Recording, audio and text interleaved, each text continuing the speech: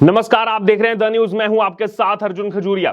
5 अगस्त तड़के सुबह यहां पर आपको बता दें कि आम आदमी पार्टी के लिए बुरी खबर है इस वक्त। जी हां, सीधे तौर पर सुप्रीम झटका यहां पर लगा है आम आदमी पार्टी को, और यह झटका किसी और ने नहीं बल्कि सुप्रीम कोर्ट ने दिया है। जी हां, आपको बता दें कि एलजी के एक फैसले के खिलाफ दिल्ली सरकार सुप्रीम कोर्ट पहुंची थी और वो फैसला था 10 एल्डरमैन की नियुक्ति का। जी हां, आपको बता दें दिल्ली नगर निगम यानी कि म्युनिसिपल कॉर्पोरेशन ऑफ दिल्ली में 10 एल्डरमैन नियुक्त किए थे एलजी विनय कुमार सक्सेना ने, और उसको चुनौती दी गई थी यहां पर केजरीवाल सरकार की तरफ से, और चुनौती दी गई थी सुप्रीम कोर्ट में। लेकिन अब सुप्रीम कोर्ट का यहां पर फैसला आ चुका है और ये सुप्रीम कोर्ट ने कहा है कि पार्षदों को मनोनीत करने का जो एलजी का फैसला है वो एकदम सही है, एकदम कानून के मुताबिक है, और यहां पर दिल्ली सरकार से उसमें सलाह की जरूरत नहीं थी। तो यहां बड़ा झटका केजरीवाल सरकार को, जो उम्मीद लगाए बैठे थे कि हम जो है सुप्रीम कोर्ट जाएंगे और वहां जाकर के जो है अपने लिए रास्ता जो है वो साफ करेंगे। लेकिन आपको मैं बता दूं कि लगातार हर मुद्दे पर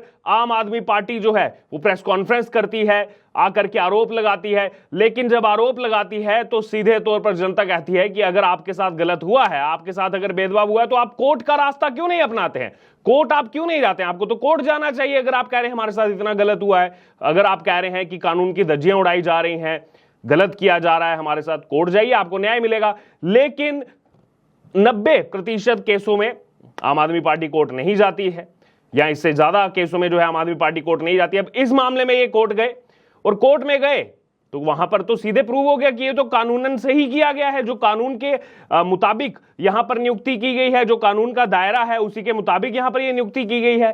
और चले गई थी आम आदमी पार्टी उसको चुनौती देने के लिए। हालांकि आम आदमी पार्टी का सच क्या है वो भी मैं आपको बताऊंगा अभी, लेकिन यहां पर सीधे तौर पर आपको बता दें सुप्रीम कोर्ट ने कहा है कि दिल्ली नगर निगम में 10 मेंबर नॉमिनेट करने के उपराज्यपाल के फैसले को मंत्रिपरिषद की सहायता और सलाह की आवश्यकता नहीं है। कानून के मुताबिक सुप्रीम कोर्ट ने कहा कि एमसीडी में सदस्यों को नामित करने की एलजी की वैधानिक शक्ति है, ना कि कार्यकारी शक्ति। तो यहां पर डिफरेंस समझना होगा आम आदमी पार्टी को। ये अपने आप को तो कहते हैं कि हम कट्टर ईमानदार और सबसे पढ़े लिखे हैं, हमसे ज्यादा पढ़ा लिखा कोई नहीं है। तो क्या आप इतनी सी बात नहीं जानते कि इसमें जो है कार्यकारी शक्ति की जरूरत नहीं है, एलजी की ये वैधानिक शक्ति है।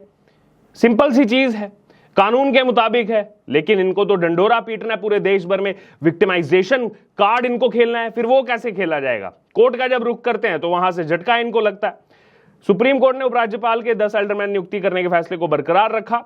दरअसल एलजी विनय कुमार सक्सेना की ओर से इस साल 1 और 4 जनवरी को ऑर्डर नोटिफिकेशन जारी करके जो है 10 एल्डरमैन यानी कि 10 मनोनीत सदस्यों की नियुक्ति की गई थी। इसी फैसले के खिलाफ दिल्ली सरकार ने रुख किया था सुप्रीम कोर्ट का। अब जो कानूनी प्रावधान है एल्डरमैन की नियुक्ति का, उसके बारे में भी मैं आपको बता दूं। दिल्ली नगर निगम अधिनियम 1957 के अनुसार एलजी 25 वर्ष से अधिक आयु के 10 लोगों को दिल्ली नगर निगम के लिए एल्डरमैन नियुक्त कर सकता है। एल्डरमैन बनाने के लिए व्यक्ति को नगर पालिका से जुड़े काम का अनुभव और नॉलेज होना जरूरी है। एल्डरमैन जनता के हित में नगर पालिका को फैसले लेने में असिस्ट करने का अधिकार होता है। तो यहां पर देखिए मैंने आपको बता दिया पूरी कहानी, कानूनी क्या इसमें चीजें हैं, और उसी हिसाब से यहां पर 10 एल्डरमैन नियुक्त किए गए थे। लेकिन अरविंद केजरीवाल सरकार को इसलिए पसंद नहीं आया कि उनके जो पसंदीदा नाम थे उनका इसमें नाम शामिल नहीं था।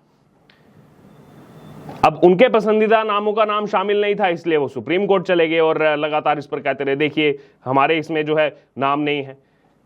एलजी की मर्जी है, उनको जिसको बनाना है। आप सुबह शाम दिन रात एलजी को गाली देते रहेंगे, फिर आप सोचेंगे कि हमें जो है एलजी हमें ही सब कुछ बना दे, तो ऐसा कैसे होगा? बहरहाल तो यहां पर ये बड़ा झटका जो है यहां पर लगा है।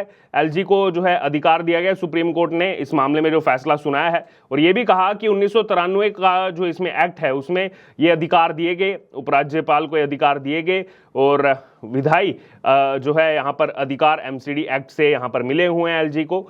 और ये अधिकार जो एग्जीक्यूटिव अधिकार जो है नहीं की सलाह लेने की जरूरत पड़े, यानी कि सलाह के लिए एग्जीक्यूटिव अधिकार जो है वो चाहिए होते हैं, लेकिन ये विधायी अधिकार हैं एमसीडी एक्ट से यहाँ पर एलजी विनय कुमार सक्सेना को मिले हैं। अब देखिए यहाँ पर मजेदार बात मैं आपको बताना चाहता हूं कि 10 यहां पर अधिकतर जो है एल्डरमैन नियुक्त किए जा सकते हैं, जो एलजी की तरफ से किए गए, ना 11 किए गए ना 9 किए गए। जो यहां पर कानून कहता है उसी मुताबिक 10 एल्डरमैन नियुक्त किए गए। चुनाव हुआ था दिल्ली एमसीडी का दिसंबर महीने में, दिसंबर 2022 में चुनाव हुआ था, और ये नियुक्ति उसके बाद में हुई है। चुनावों में सीधे तौर पर आम आदमी पार्टी की जीत हुई थी, आम आदमी पार्टी के ज्यादा सदस्य जो है वो जीत करके आए थे। लेकिन आपको बता दें, मेयर का चुनाव हुआ, एक बार हुआ, दो बार हुआ, दिसंबर 2022 में चुनाव हुआ था और इस समय चल रहा है अगस्त 2024। आज तक, जी हां, दिल्ली की मेयर रही शैली ओबराय, आज तक स्टैंडिंग कमेटी का चुनाव नहीं करवाया है इन्होंने। ये बाकियों को कहते रहेंगे, लोकतंत्र की दुहाई देते रहेंगे, आज तक स्टैंडिंग कमेटी का चुनाव नहीं करवाया है। और किस लिए यहां पर यह भी कोशिश की गई थी आम आदमी पार्टी की तरफ से कि स्टैंडिंग कमेटी का जो चेयरमैन है वो शैली ओबराय को ही बना दिया जाए, कुछ ऐसा प्रावधान निकाला जाए कि शैली ओबराय ही स्टैंडिंग कमेटी का चेयरमैन बन जाए। तो खुद तो जो है यहां पर सब प्रयास करने हैं आम आदमी पार्टी को, कैसे तैसे करके भी वो सत्ता में बने रहे। चुनाव क्यों नहीं करवाया अब तक स्टैंडिंग कमेटी का? क्योंकि वो जानते हैं कि स्टैंडिंग कमेटी का जब चुनाव होगा तो उसमें मामला फंसेगा।